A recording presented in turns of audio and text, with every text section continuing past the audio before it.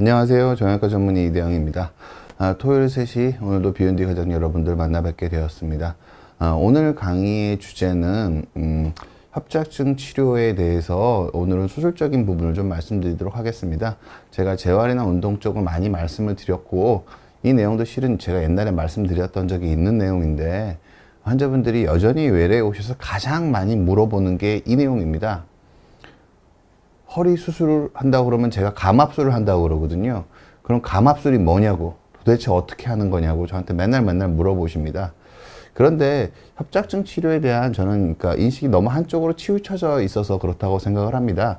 협착증의 수술적인 치료는 원칙적으로는 감압술과 유압술이 존재하고 감압술 위주로 치료하는 게 원래 교과서적으로 나와 있는 협착증에 대한 올바른 수술적 치료 방법입니다.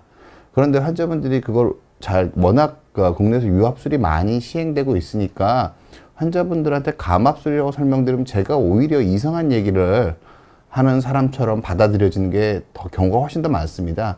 여러분들의 인식을 좀 바꿀 필요가 있습니다. 원칙적으로 협착증은 유압술, 나사못을 박는 수술로 치료하는 게 아니라 감압술로 치료하는 것이 원래 정석입니다. 오늘 제가 협착증 치료에 대해서 협착증의 수술적 치료가 꼭 필요한 경우 협착증 수술적 치료에 대한 올바른 인식을 여러분께 알려드리고자 합니다. 제목은 협착증 치료는 감압술 동그라미 유압술 X입니다. 무슨 뜻이냐면은 유압술이 꼭 아니라는 뜻은 아닌데요. 감압술 위주로 협착증을 생각하는 게 맞습니다. 무슨 뜻이냐면요. 그거는 협착증의 원리에 따라 당연한 겁니다. 제가 옆으로 좀 옮기겠습니다. 보통은 협착증은 기본적으로는 관절염이 심해져서 퇴행성 관절염이 심해지면 관절이 두꺼워지겠죠? 관절이 두꺼워지면 동네 바보 형 언니님 질문하셔도 됩니다. 퇴행성 관절염이 심해지면 관절이 두꺼워집니다. 뼈가 두꺼워지고 인대가 두꺼워지게 되거든요. 그럼 신경 눌림 현상이 생깁니다. 원칙적으로 오리지널한 의미의 협착증은 퇴행성 관절염이 신경을 누르는 상태를 협착증이라고 얘기하는 겁니다. 이 협착증은 이거 두 개로 구성되어 있습니다. 퇴행성 관절염만 있는 것도 협착증이라고 보기는 하는데 일반적으로 협착증의 오리지널 정의는 아닙니다. 그리고 신경이 퇴행성 관절염이 없이 흔들려서 신경이 눌리기만 하기도 하거든요. 상대적으로 퇴행성 변화는 적으면서 뼈가 흔들려서 신경이 눌리기도 하는데 이것도 크게 봐서는 엄밀히 나누자면 다 협착증의 큰 범주로 우리가 통용해서 이해하고 나누는 게 좀 애매한 부분이 있습니다. 어찌됐든 다시 한번 정리하자면 협착증은 퇴행성 관절염이 신경을 눌러서 생기는 병이고 퇴행성 관절염과 신경 눌림이 같이 있는 상태를 의미합니다. 네, 동네 바보형 언니님, 운동 많이 해도 협착증 위험성이 올라갈 거예요. 당연히 올라갑니다. 과사용은 무조건 원인이 됩니다. 근데 운동을 많이 할 때도 바른 자세로 많이 하면은 그 위험성을 상대적으로 낮출 수 있는 거고요. 저희가 재활이나 그런 거에서 운동 후의 중요성을 강조할 때는 적정량만큼 하라는 것이지 결코 과하게 하라는 뜻은 아닙니다. 적정량도 현대인들이 적정량의 운동 수준도 지키지 못하는 사람들이 많기 때문에 운동을 자꾸 강조하는 거지 운동을 하면 할수록 그거에 비례해서 몸이 건강해지지는 결코 않습니다. 오해하지 않으셨으면 좋겠습니다. 어찌됐든 다시 계속 진행을 하다 보면 요 표 하나만 이해하시면 돼요. 협착증에 대해서는. 퇴행성 관절염이 생기면은 우리 무릎에 퇴행성 관절염이 생기면 무릎이 아프잖아요. 똑같습니다. 허리에 퇴행성 관절염이 생기면 허리가 아파집니다. 그리고 신경이 눌리면은 신경이 눌리면 저릿저릿할 거라는 게 생각이 당연히 우리가 상식적으로 알 수 있잖아요. 그럼 신경이 눌리게 되면은 다리로 내려가는 허리에서 신경이 눌리게 되면 다리로 내려가는 신경이 눌릴 거 아니에요. 그럼 엉덩이부터 발끝까지 특히 엉치부터 저린 증상이 생깁니다. 이 저린 증상에 대해서는 어떻게 이해하셔야 되냐면은 초기에는 엉덩이부터 저리다가 증상이 점점 더 심하면 밑으로 방사하는 양상으로 점점 진행합니다. 그래도 방사하는 양상이 오래 진행이 되면은 감압을 해줘도 밑으로까지 내려간 발끝에 저린 증상 그대로 남습니다. 보통은 엉덩이부터 저리다가 점점 더 다리 쪽으로 저리는 게 내려가는 게 신경 눌림 증상의 특징입니다. 다시 정리하겠습니다. 협착증은 따라서 허리 통증과 엉치 저림으로 엉치 또는 다리의 저림으로 구성되어 있습니다.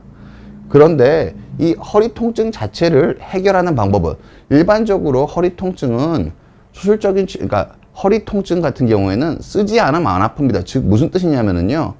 우리 무릎의 퇴행성 관절염 걷지 않는데 무릎이 아픈 사람은 거의 없습니다. 많이 걷고 나면 안 걸을 때도 아픈 거지 걷는 양과 거의 정비례하거든요. 무릎의 통증은 똑같습니다. 허리 통증은 허리를 쓰는 양과 비례합니다.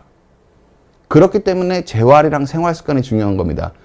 허리에 배에 힘을 잘 주고 코어가 잘 컨트롤이 되면은 똑같이 걸어 다니고 똑같이 일을 해도 허리에 떨어지는 힘을 줄일 수가 있습니다. 자세가 좋으면. 따라서 허리 통증은 생활 습관으로 관리하는 게 일반적으로 아주 유용합니다.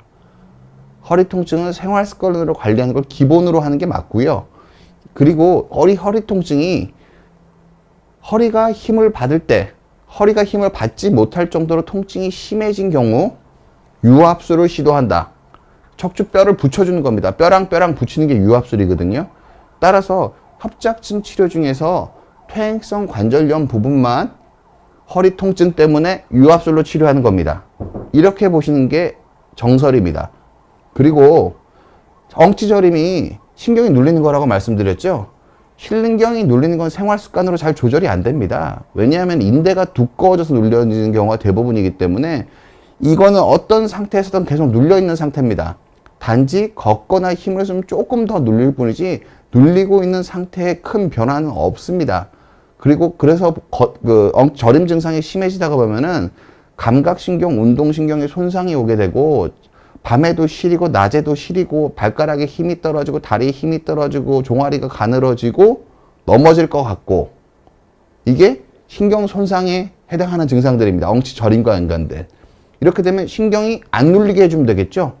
감압, 압력을 줄여준다는 뜻입니다. 즉 협착증의 치료는 신경이 눌려서 생기는 증상은 감압술로 치료하는 거고요.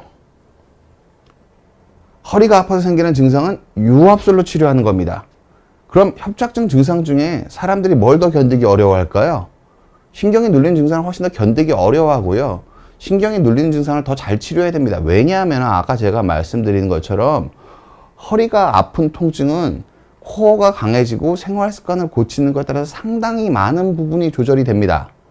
상당히 많은 부분이 즉시적인 조절이 됩니다. 2, 3일만 잘 관리해도 조절이 되거든요. 근데 신경이 눌리는 거는 인대가 두꺼워져 있는 게 훨씬 더 절대적으로 많은 부분을 차지하기 때문에 생활 습관으로 조절할 수 있는 폭이 상대적으로 적습니다. 오히려 주사 치료, 약물 치료가 더 효과가 있는 경우가 많습니다. 왜냐하면 신경이 눌려서 눌린 부분에 염증이 생기기 때문에 이 염증을 조절하기 위해서 염증이 통증을 더 가속화하는 요소가 있기 때문에 주사 치료 그리고 약물 치료 같은 걸로 신경성 통증을 줄여주는 겁니다. 근데 신경성 통증을 줄여주는 거지 근본적으로는 압력을 줄여주지 못합니다. 따라서 협착증의 근본적인 치료는 감압술입니다. 여러분들이 헷갈리시는 게 있는데요. 보통 요새 유행하는 말들 중에 뭐 디스크가 찢어져서 저린다고 얘기를 하는데요. 찢어지는 거는 저린 원인 중에 일부입니다.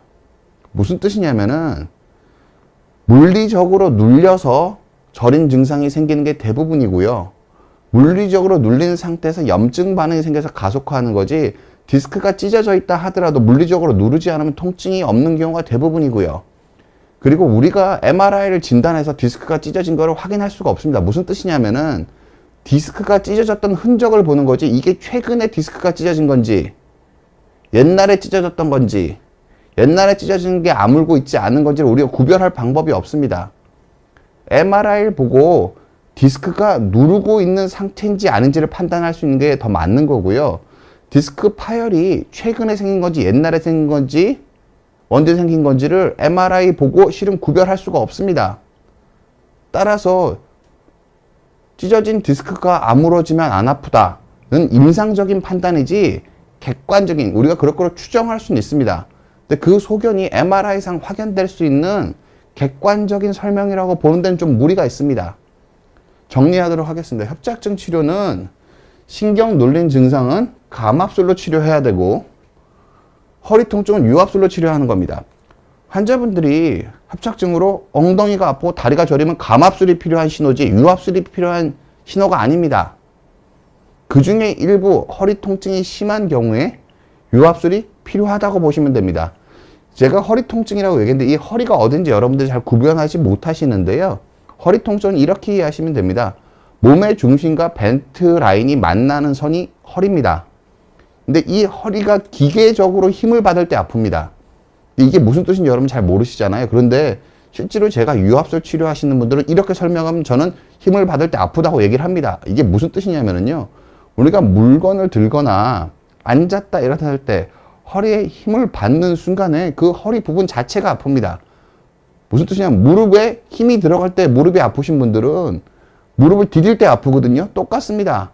허리 자체에 퇴행성 관절염이 심해서 통증이 심하신 분들은 허리에 힘이 더 가는 순간이 아픕니다. 일반적으로 이 허리 통증이 심하지 않으면은 감압술 위주로 치료하는 게 협착증의 정석적인 치료입니다. 왜 그러냐면은 이 유압술이라는 건 태생적으로 한마디를 묶어버리는 치료입니다. 인공관절 형태로, 무릎의 인공관절 형태로 관절의 움직임을 살리는 치료는 척추에도 있긴 있는데 그건 유효성과 안정성에서 실패한 치료에 가깝다고 밝혀졌기 때문에 유압술이 정설이거든요. 유압술을 하고 나면은 원래 관절 구조를 희생시켜서 다른 부위에 추가적인 압력을 더 제공하기 때문에 재활의 필요성이 훨씬 더 커지게 되는 상황이라고 보시면 됩니다. 그럼 유압술을 해서 관리를 잘할 정도로 재활을 잘 하실 수 있으신 분이시면은 대부분 유압술을 하지 않고 관리를 잘 하시면 허리 통증은 없게 쓰실 수 있는 경우가 매우 많습니다.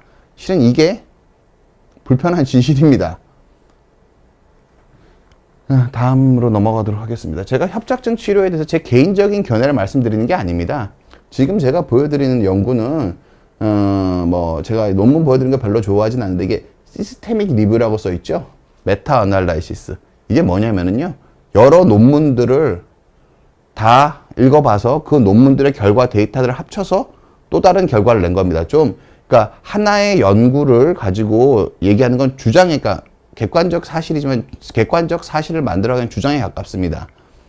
근데 이 연구, 리뷰 논문, 특히 시스테믹 리뷰 연구에서 나오는 결론은 대부분 팩트에 가깝습니다. 일반적으로 아무리 권위 있는 사람 한 사람이 하는 말보다 대부분의 경우 이 리뷰 저널을 더 신뢰합니다. 저는 제가 잘 모르는 분야가 있을 때 리뷰 저널만 봅니다.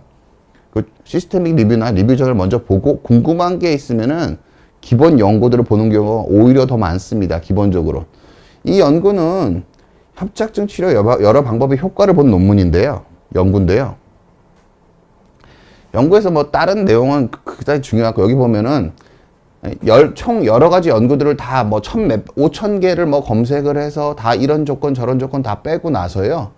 최종적으로 남아있는 거는 19개의 연구를 가지고 19개의 연구 결과 데이터를 합친 겁니다. 근데 그 중에 17개가 RCT라고 써있거든요. 잘 안 보이시겠지만 RCT라고 써있어요. 이게 뭐냐면은요. 17개의 무작위 배정 비교 연구입니다. 무작위 배경 비교 연구가 뭐냐면은요.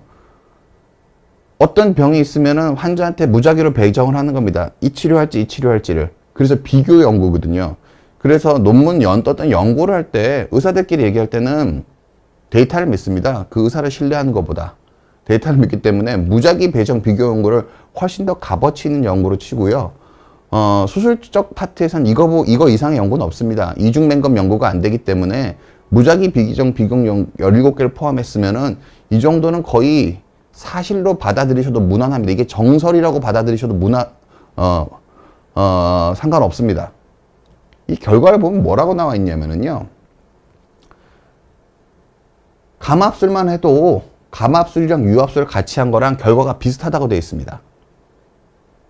그럼 유압이랑 감압술만 해도 감압술이랑 유압술이랑 건 결과가 비슷하다고 되어 있거든요. 그러면은 당연히 감압술하는 게 좋겠죠. 왜냐하면 유압술은 디스크를 긁어내고 뼈에 나사못을 박는 거고 척추 한 분절의 움직임을 봉쇄하는 겁니다. 이렇게 봉쇄를 하면서 감압을 해준 거랑 그냥 감압만 해준 거랑 비교했을 때 결과 차이가 없다고 되어 있습니다. 그럼 감압술을 하는 게 오히려 더 정석적인 치료라는 거를 더 환자분한테 권장할 만한 치료라는 거를 이야기해주고 있는 겁니다.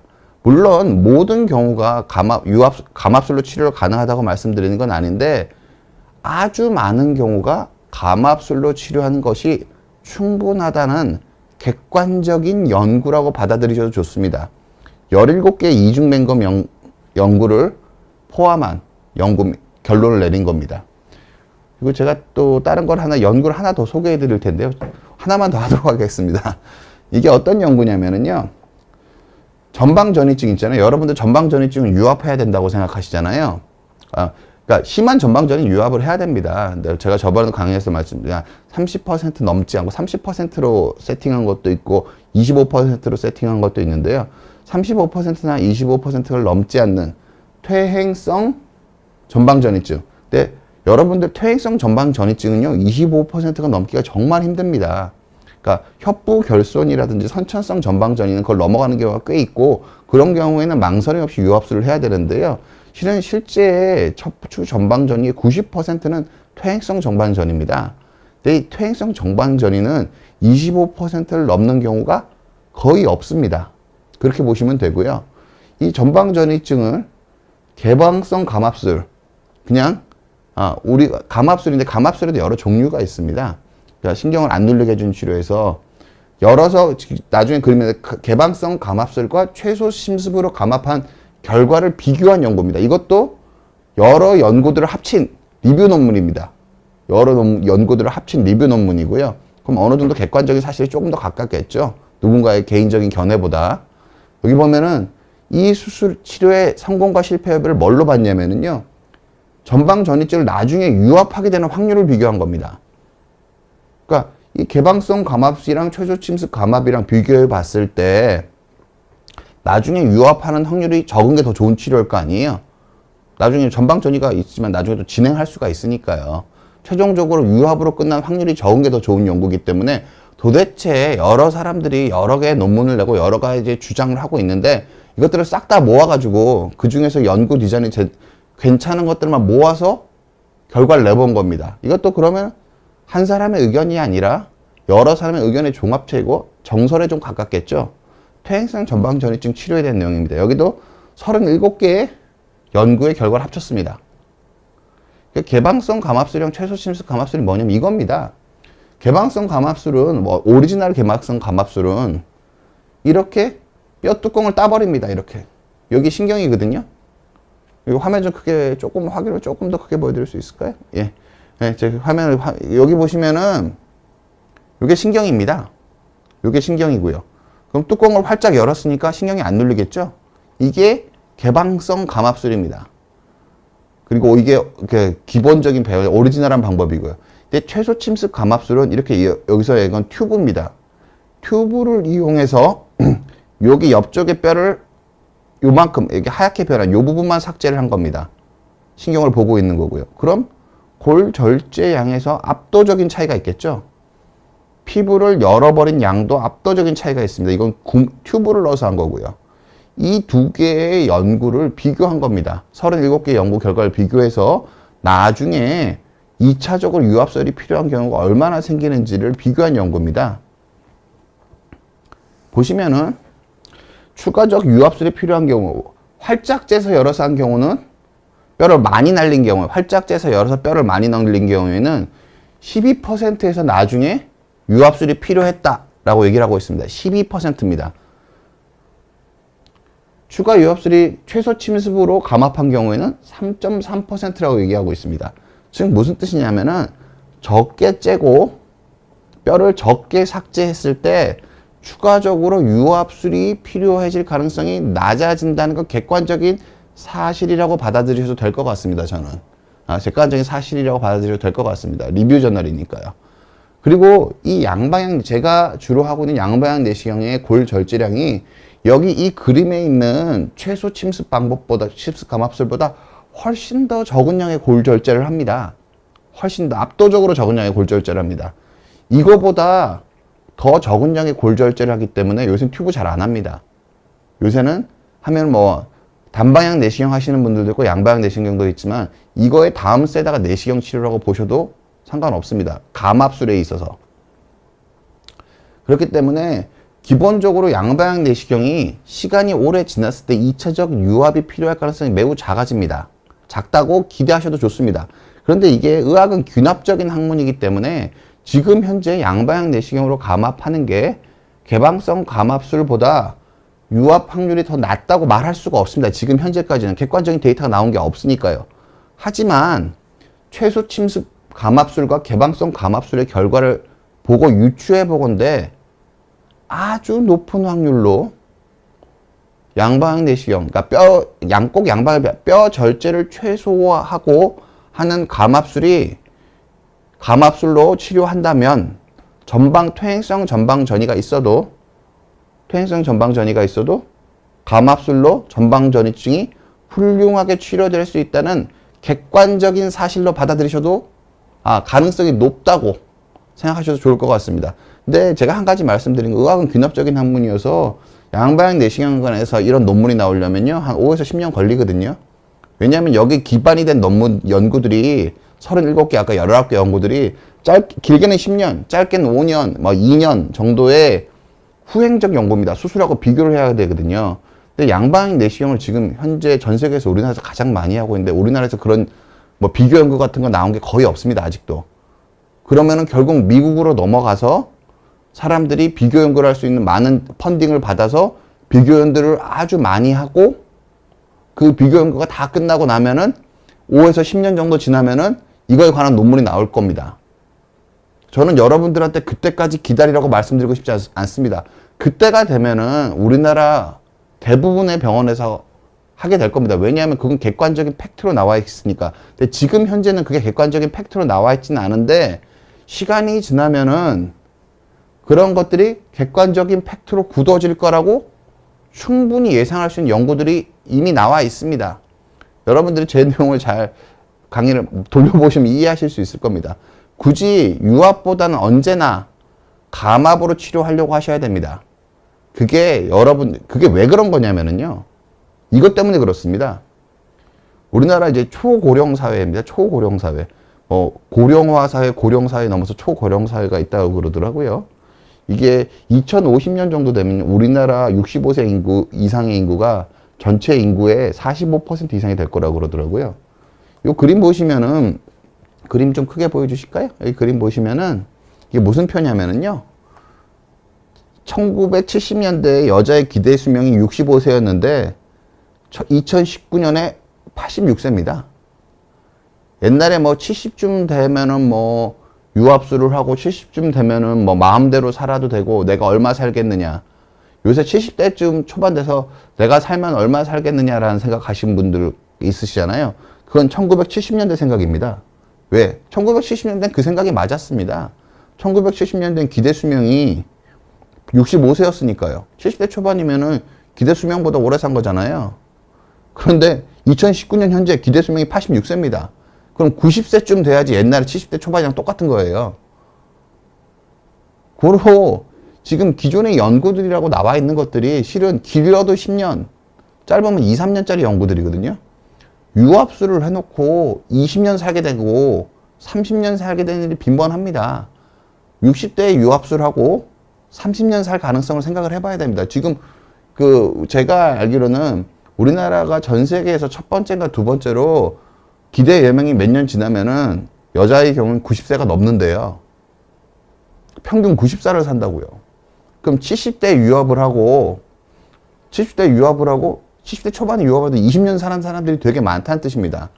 그런데 한 마디를 굳혀놓고 20년 사는 거랑 한 마디를 안 굳히고 20년 사는 거랑 뭐가 더 나을까요? 그리고 게다가 감압은 해서 안 되면 나중에 유압으로 교정할 수가 있거든요. 유압을 안 한 부분은 거의 대부분의 경우 로스 없이, 약간의 로스가 있을 가능성이 있어요. 그건 너무 작은 부분이어서 작은 부분을 얘기할 필요는 없다고 생각을 하고요.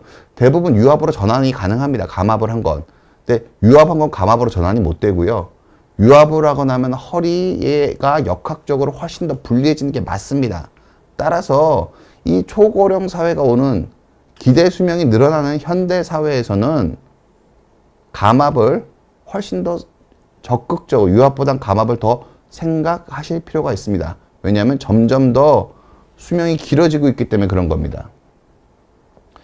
현 시점에서는 전 여러분들한테 말씀드린 게 뭐 양방향 내시경이든 단방향 내시경이든 뭐든 간에 뭐 열어서 수술하셔도 마찬가지입니다. 저는 제가 옛날에 뭐 제가 대학에 계셨던 선생님들 중에서 열어서 수술할 때 열어서 수술하지만 정말 기가 막히게 감압술을 하시는 선생님은 본 적이 있습니다. 많지는 않으시지만 본 적이 있습니다. 그래서 제가 말씀드리는 건 꼭 내시경은 두 번째 문제고요. 최대한 구조를 보존하는 감압술이 필요합니다. 왜 그러냐면은 제가 보여드리는 것처럼 이렇게 활짝 열고 뼈를 이만큼 날려도요. 연구에서는 추후에 유압술이 필요해지는 경우가 12%밖에 안 된다고 되어 있습니다. 그럼 88%는 저렇게 많이 열고 개방성 감압을 해도 나중에 유압이 필요하지 않다는 얘기잖아요. 그럼 혹시 오래 살지도 오래 살 가능성이 많은데 혹시 하다 아프면 나중에 유압으로 전환해도 되잖아요. 그러니까 저는 열어서 수술하고 내시경으로 수술하고 중요한 게 아니라 일단은 감압술로 치료하는 쪽으로 생각을 하시는 게 여러분 건강관리, 여러분이 오래 사실 가능성이 많기 때문에 여러분이 하실 수 있는 더 좋은 선택이라고 생각을 합니다. 제가 말씀드리는 거는 치료 방법은 두 번째 문제고 일단 감압술을 생각하시는 거를 전 여러분한테 권해드리고 싶습니다. 나사못을 박는 치료보다는. 무슨 뜻이냐면은요. 그리고 아직 여기서는 이제 내시경에 대해서 제가 좀 말씀드리겠습니다. 잘못된 인식들이 있는데요. 내시경으로 조금씩 어떻게 수술하겠느냐 라고 말씀하시는 척추 선생님들이 계시는 것 같더라고요. 그 틀린 말입니다. 왜 그러냐면은요. 이게 어깨 치료하는 건데 물론 이 수술을 하시는 분이 국내에 많이 있지는 않습니다. 근데 내시경 치료가 얼마나 발달해 있냐면은요. 이 어깨 앞에 있는 어깨를 째지 않고요. 구멍을 뚫어서 어깨 앞에 있는 뼈를 잘라 가지고 이쪽으로 올리는 치료가 가능합니다. 내시경으로. 내시경 치료는 어깨나 다른 파트에서는 정말 어마어마하게 많이 쓰이고 있고 거의 못하는 치료가 없다고 보셔도 됩니다. 오히려 내시경이 도입되기 전에 하지 못했던 치료들을 하고 있는 게 현실입니다. 원래 열어서 하던 치료를 내시경으로 하고 있는 게 아니고요. 원래 내시경이 도입됨으로써 원래 우리가 거의 치료하지 못했던 것들을 치료하게 되는 경우가 많이 생기고 있습니다. 따라서 내시경 치료가 불완전한 치료일 거다. 그거는 테크닉적으로 부족하신 분들이 많기 때문에 그런 겁니다. 상대적으로. 왜냐하면은 이 내시경을 위해서 이 뼈를 여기까지 돌리는 치료를 하실 수 있는 분이 전 세계적으로 그렇게 많지 않고요. 국내도 제가 뭐 좋아하시는 선생님이나 포함해서 몇 명 안 계신 걸로 알고 있습니다. 그런데 테크닉, 기술적 수준이 상당히 올라가게 되면은 열어서 하는 거를 거의 완벽하게 대체하는 수준까지 올라가 있습니다. 다른 관절에서도. 그러면 척추에서는 왜 안 될까? 저는 특별히 안 될 만한 이유를 모르겠습니다. 다른 관절보다 오히려 척추에서 내시경 치료를 적용했을 때 뼈를 골 삭제를 줄일 수 있는 부분에서 오히려 더 큰 메리트가 있다고 생각합니다. 왜냐하면 다른 파트에서는 뼈를 치고 들어가는 게 아니기 때문에 피부를 적게 절개하는 이점이고 근육을 적게 절개하는 이점인데요. 허리에서는 뼈를 적게 절개할 수 있는 이점으로 내시경 치료를 활용할 수 있습니다. 물론 그렇게 활용하시는 분이 많지는 않지만 그런 쪽으로 점점 더 나아가고 있습니다. 뼈를 적게 치고 안을 완벽하게 감압하는 쪽으로 나아가고 있기 때문에 내시경 치료는 이미 척추 이외의 관절에선 유효성과 안전성이 다 입증이 돼 있고요. 척추에서도 당연히 그런 결과가 나올 거라고 생각합니다. 이것도 마찬가지입니다. 이게 국내에서 열심히 하다가 미국으로 넘어가서 미국에서 몇 년이 지나면 논문이 나올 거예요. 그럼 국내의 보수적인 선생님들도 안정성이 있다고 대답하실 겁니다. 그런데 실제로 이런 게 돌아간 상황을 보면 허리에서 척추에서 그게 적용될 거라는 거는 당연히 유추할 수 있다고 저는 생각을 합니다. 이게 척추외과 교과서입니다. 제가 몇 번 말씀드리는데요. 협착증 교과서에 나오는 내용입니다. 감압술이 가장 중요한 치료고 골 유압술이 필요한 경우는 많지 않습니다. 그리고 양방향 내시경은 다른 치료가 아니고요. 협착증을 교과서대로 감압술 위주로 치료하는데 아주 유리합니다. 골 삭제가 적어지니까요. 골을 적게 삭제하고 할 수 있습니다. 근데 이건 치료자의 능력에 따라 다릅니다. 치료자 능력에 따라서. 제가 실제 사례를 좀 보여드리도록 하겠습니다. 근데 이게 제가 여러분들 말씀드리는 게 저는 양방향 내시경이 쉬운 치료라고 말씀하시는 선생님들 얘기를 잘 이해를 잘 못하겠습니다. 왜냐하면은 이 숙련자와 초심자가 할 수 있는 치료의 내용이 너무너무 차이가 많습니다. 너무너무. 근데 뭐 실은 아까 제가 말씀드린 이 내시경으로 이 뼈를 돌리는 치료 있잖아요. 어깨 내시경으로 견봉 끝을 살짝 다듬는 선생님도 어깨 내시경을 한다고 그러고요. 회전근개를 그냥 꼬맬 수 있는 사람도 내시경을 한다고 그러고요. 인대 이식을 할 수 있는 사람도 내시경을 한다고 그러고요. 이렇게 뼈를 돌릴 수 있는 사람도 내시경을 한다고 그럽니다. 이 사람들 치료의 수준 차이에는 정말 어마어마한 현격한 차이가 있습니다. 이거 노력한다고 안 되는 사람도 많습니다. 안 되는 사람이 훨씬 대부분입니다. 노력한다고 되질 않습니다. 안 될 가능성이 큽니다. 치료에는 뭐 저는 오히려 내시경 치료가 양방향 내시경은 쉬운 치료다라고 뭐 단일공 내시경은 어렵고 양방향 내시경은 쉬운 치료다. 그건 말도 안 되는 소리라고 생각합니다. 무슨 뜻이냐면은 그럼 그렇게 얘기하시는 분들은 양방향 내시경 치료에 적응증이 작은 겁니다. 단일공 내시경 치료에 적응증이 작아서 그런 거지. 적응증을 충분히 확장을 했을 때 양방향 내시경도 충분히 어려운 치료가 맞습니다. 그렇게 생각하시는 게 맞습니다. 제가 이분 사례를 한번 보여드리겠습니다. 69세 남자 환자분이시고요. 제가 화면을 좀 크게 자세히 보여주시겠어요? 영상이 조금, 여러분도 보시면 아시겠지만, 이 엑스레이 보면 성한 마디가 하나도 없습니다. 뭐 다 틀어져 있고 뼈가 다 하얗게 변했죠? 이거 다 뼈가 경화가 된 거거든요?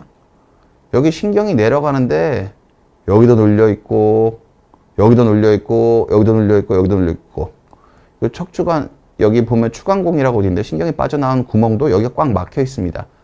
이게 이분이 한 협착증이시고 500m 정도 걸으시면 못 걷겠다고 그러시고요. 양쪽 엄지발가락 안 움직이시고요.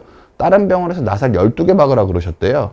근데 12개 박으라고 할 만합니다. 왜냐면은 협착이 여기 있고 그 5번 천추 1번은 추간공이 막혀 있는 거거든요. 여기 받고 여기 받고 여기 받고 여기 받고 여기 받고 여기 박아야 됩니다. 6개 받고 양쪽에 2개씩 박으니까 12개가 되는 거거든요. 근데 69세 어르신이 이거 12개 나사못을 받고 나면은, 그러니까 뭐 전 조심스럽긴 한데 몸이 견디실 수 있으실지, 그리고 이 요추를 다 굳히고 나서 평균적으로 이분이 몇 년 사셔야 되냐면은 한 20년, 한 15년은 사셔야 되거든요.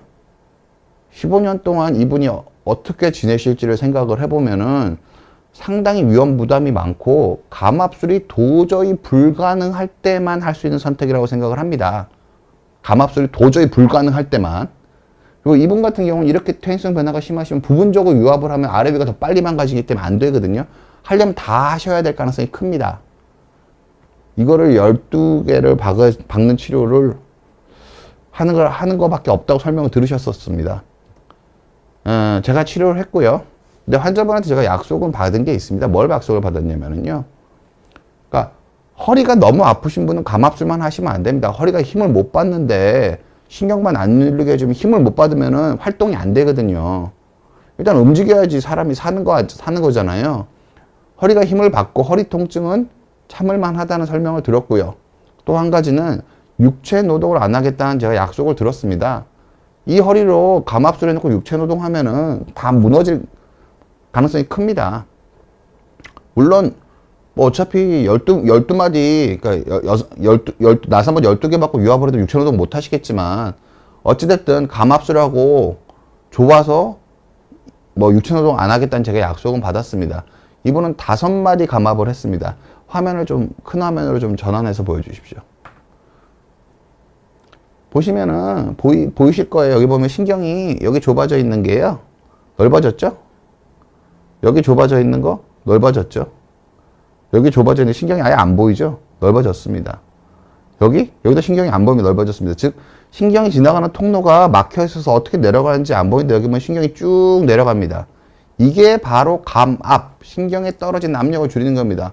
이 치료를 하는데 뭔가 새로운 걸 넣은 게 하나도 없습니다. 뼈 약간과 두꺼워진 인대만 제거했습니다.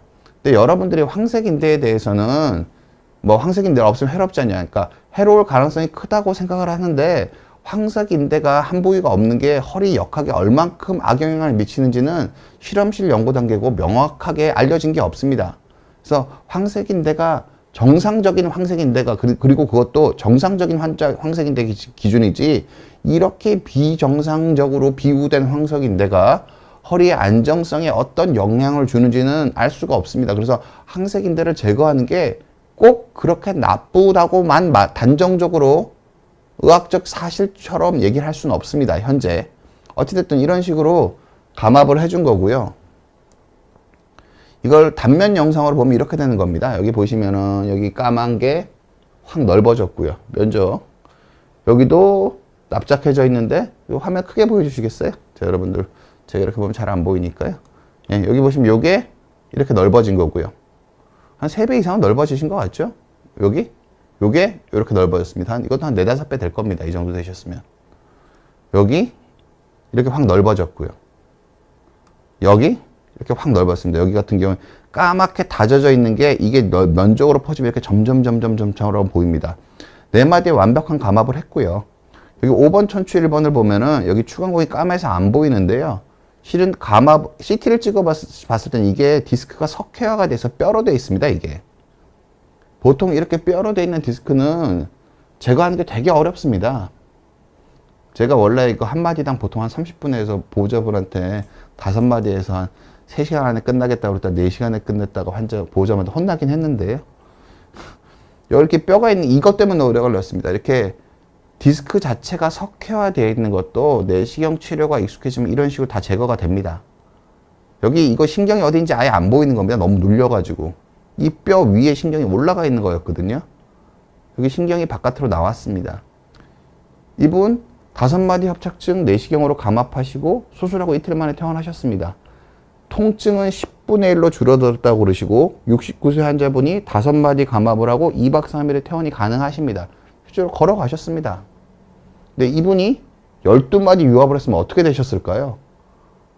12마디 유압을 했으면 이분이 지금쯤 12마디 유압을 하고 몸 컨디션 회복하시기 정말 어렵습니다. 어르신들 보면 다리는 안절인데 한 몇 개월 지나서 보면 어머니들이 환자분들이 한 5년은 사가 보이시는 경우가 되게 많습니다. 제가 옛날에 여러 유압을 해보면은 다리 증상은 좋아지셨는데 몸 컨디션이 너무 떨어져서 안타까운 경우가 되게 많았거든요. 어찌됐든 이렇게 치료가 가능합니다. 감압술 위주로 치료하시는 게 맞습니다. 생각을 해보시는 게 맞습니다.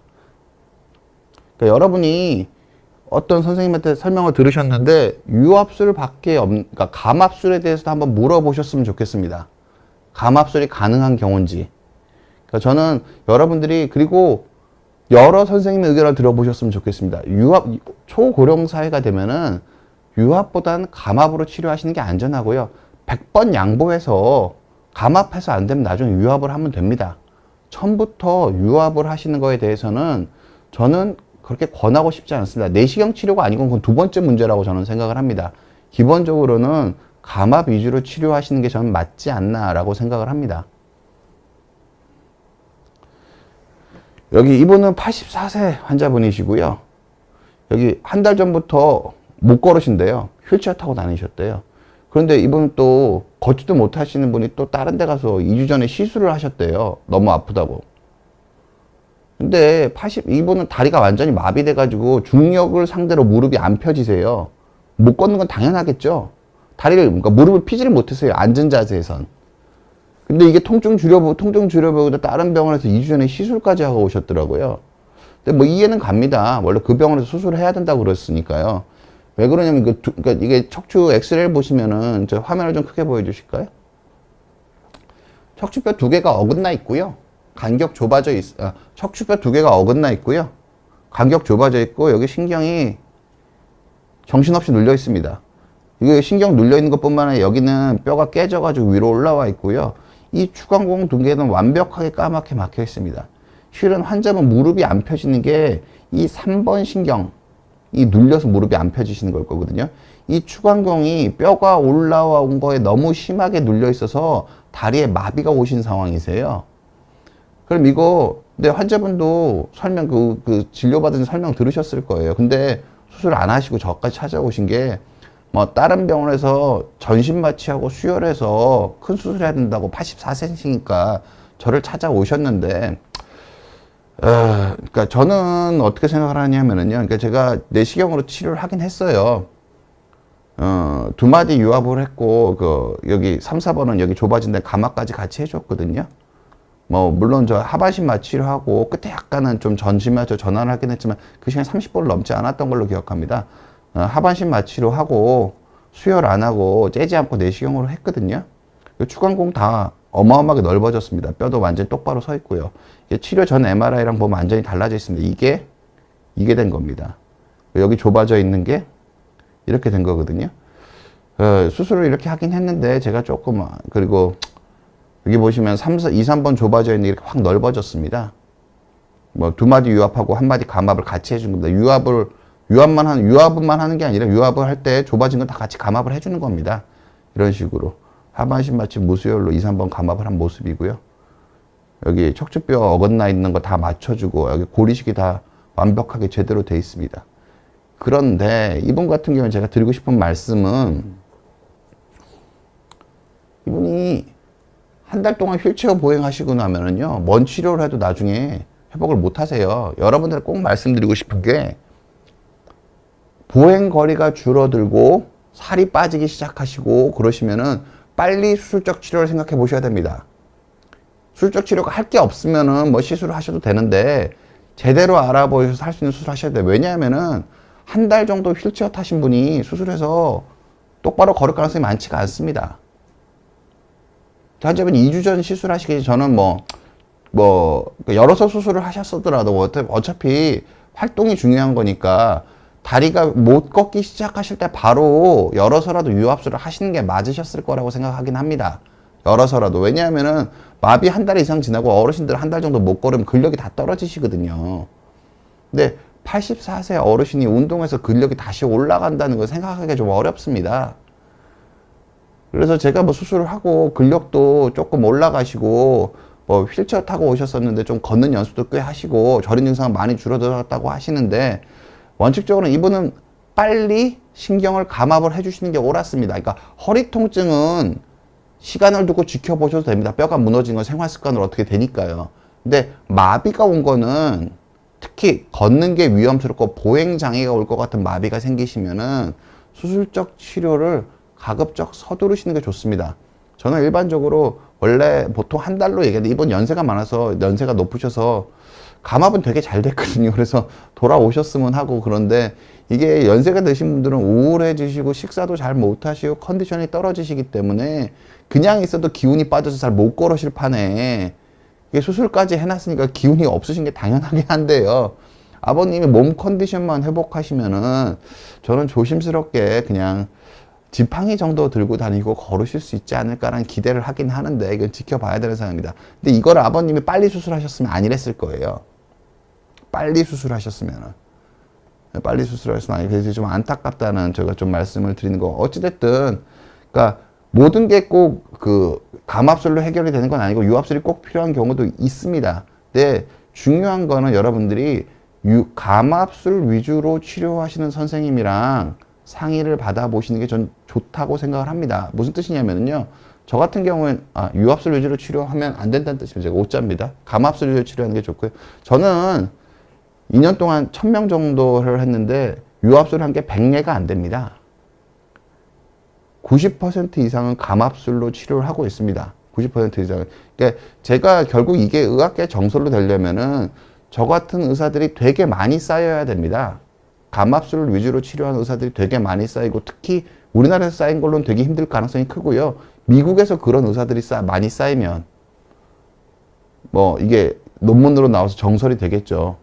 근데 저는 일개 뭐 병원의 작은 의사여서 그걸 할 수 있는 힘은 없지만, 여러분들한테 드리고 싶은 말씀은, 여러분이 내시경이고 아니고를 떠나서 감압술 위주로 치료를 하시고, 그리고 꼭 저 아니더라도 제가 감압술로 치료하고 나중에 안 좋으면 유압할 수 있다 그래도 두려워하지 마시고, 수술을 2번 하는 게 문제가 아니라 이게 고령 사회가 되기 때문에 감압술 위주로 치료하는 쪽을 조금 더 적극적으로 여러분들이 검토해 보시는 걸 저는 추천드립니다.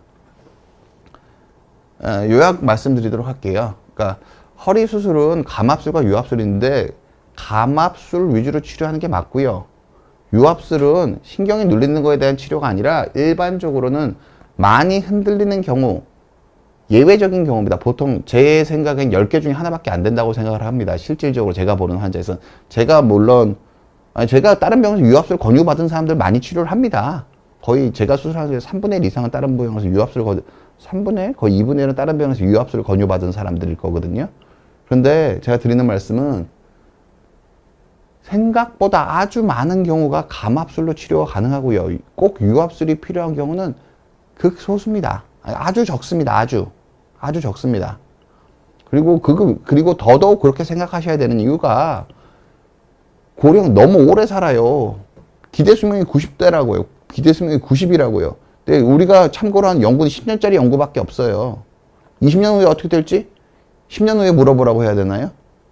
연구가 시간이 지나면 탈락을 합니다. 감압술을 우선적으로 고려해서 치료하시는 게 여러분 건강을 지키는 데 도움이 되세요. 그리고 전방전이증의 대부분은 퇴행성 전방전입니다. 90% 정도 퇴행성 전방전이라고 보거든요. 이것도 대부분 다 감압술로 치료가 가능합니다. 감압술 위주로 생각해 보시는 게 맞고요. 수술적 치료가 꼭 필요하다면은 저 감압술 할 때 연세 많으신 분들 많이 하거든요. 하반신 마취하고 재우지도 않습니다. 저는 심장이 안 좋거나 뇌에 문제가 있으셨던 분들은 수면 유도도 하지 않습니다. 그러니까 대장 내시경 같은 거, 위내시경 할 때 연세 많으신 분들 안 재워주잖아요. 저 똑같습니다. 환자분들이랑 대화하면서 하반신 마취로 감압을 합니다. 그러면은 전신적인 위험이 완전히 국소 마취 정도는 아니겠지만 거의 국소 마취랑 비슷한 전신적 위험으로 치료가 가능합니다. 보행에 환자분들 보시면은 이게 그러니까 큰 병원 가서 유압하라고 말을 걸으면 못 걸어서 유압하라고 말을 들으시면은 이게 우울증에 걸려서 체중이 계속 빠지기 시작하세요. 활동량 줄어들고 그렇게 근감소증 오고 우울증 오고 활동량 줄어들다가 넘어지셔서 요양병원에 갇히시는 거거든요. 그러니까 꼭 그렇게 큰 치료가 아니더라도 환자분이, 그리고 감압술이 제가 완벽하다는 말씀을 드리는 건 아닙니다. 환자분의 신경의 컨디션을 좀 좋게 해서 환자분들이 보다 좀 더 안전한 방법으로 치료할 수 있다는 생각을 여러분들이 좀 아셨으면 하고요. 그리고 유압술이 꼭 필요한 경우더라도 하반신 마취 무수혈로 치료할 수 있습니다. 제가 2마디도 하반신 마취 무수혈로 치료가 가능하고요. 아까 그분은 조금 오래 걸린 경우이긴 했지만 한마디도 하반신 마취 무수혈로 치료가 가능합니다. 몸의 부담이니까 이게 무수혈이 중요한 게 뭐냐면요. 피가 안 났다는 뜻이잖아요. 훨씬 덜 아프다는 뜻입니다. 체력이 훨씬 덜 떨어진다는 뜻이라고요. 피부를 째서 근육을 째고 뼈를 깨면은 피가 나올 거 아니에요. 그럼 출혈이 적기 때문에 무수혈로 수술이 가능한 거거든요. 통증도 훨씬 더 적고 전신적인 상태 회복도 좋습니다. 왜냐하면 어르신들이 제일 무서워하는 게 주변에서 허리 수술한 거 봤는데 뭐 1년은 폭삭 늙었고 1년 동안 거동을 못하고 사람이 완전히 사색이 되고 뭐 그런 말씀 많이 하시는데 이거는 치료를 어떻게 하냐에 따라 다릅니다. 치료에 상당히 넓은 폭이 존재한다는 거를 이해하고 치료에 대해서 고민하셨으면 좋겠습니다. 제가 강의는 여기까지 1분 30초 동안 질문에 답변을 드리도록 할게요. 존 워커님, 저희 어머니가 지난주에 감압술을 받으며 퇴원 후 며칠은 문제 없으시다가 그저께부터 아침에 일어나면 오른쪽 다리가 아프다고 하셨는데 원래는 왼쪽이 아프셔서 지금은 왼쪽이 괜찮고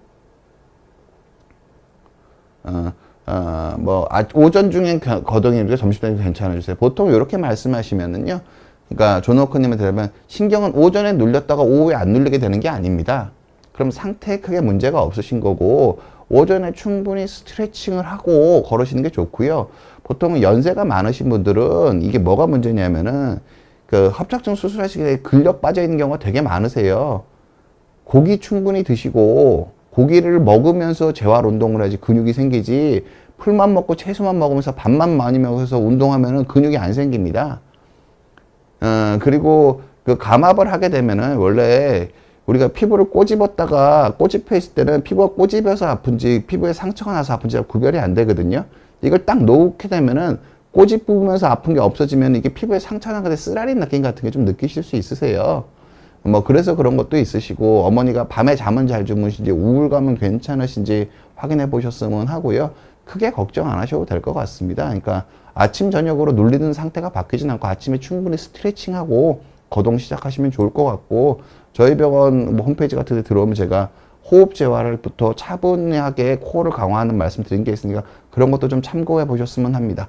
천사님께서 뭐 질문 주셨네요. 어머니가 무릎 관절이 아프셔서 연골 조절을 계속 맡고 계세요. 계단을 오르락 내릴 때 너무 아프고 쩔뚝거리세요. 수술을 해야 될까요? 무릎 관절 통증은 이거 똑같습니다. 무릎 관절에서 수술을 꼭 해야 되는 경우는 두 가지입니다. 첫 번째, 다리가 별로 안 아파도 다리가 많이 휘면 넘어질 것 같습니다. 넘어질 것 같은 느낌을 받습니다. 다리가 많이 휘시는 분들은 뭐 무릎이랑 축이 달라요. 근데 그분들을 다 물어보면 뭐라 그러냐면요, 뭐 일주일에 한두 번은 넘어질 것 같은 느낌이 있다고 하세요. 그러다 한번 넘어지면은 이제 요양병원으로 직행하시는 거거든요. 다리가 많이 휘는 경우 수술해야 됩니다. 두 번째, 어머니가 활동량이 줄어들거나 우울한 기미가 보이시면 수술하시는 게 좋습니다. 무슨 뜻이냐면은 무릎은 아무리 아파도 안 움직이면 안 아파요. 근데 어머니들이 괜찮다고 하면서 안 움직이면서 뒤에 가만히 계시고 살 빠지고 우울해 하시면은 나중에 수술해도 근력 다시 안 돌아옵니다. 어머니 활동량이 유지되시는지 보셔야 됩니다. 아파도 활동량이 유지되시면은 그냥 그대로 계셔도 괜찮습니다. 그런데 안 아파도 활동량이 유지가 안 되시면 수술적인 치료를 생각을 해 보셔야 됩니다. 왜냐하면은 고령이실 가능성이 크시니까 70대 넘어가신 분은 근력이 어느 정도 이상 떨어지면 재활한다고 근력이 올라간다는 보장이 없습니다. 어머니 활동량을 잘 체크해 보셨으면 합니다. 예. 그래요. 오늘 강의, 그러니까 제가 좀 슬라이드 좀 적게 준비해서 여러분들 질문도 많이 해서 여유 있게 하려고 그랬는데 또 오늘 또 제가 말이 많았네요.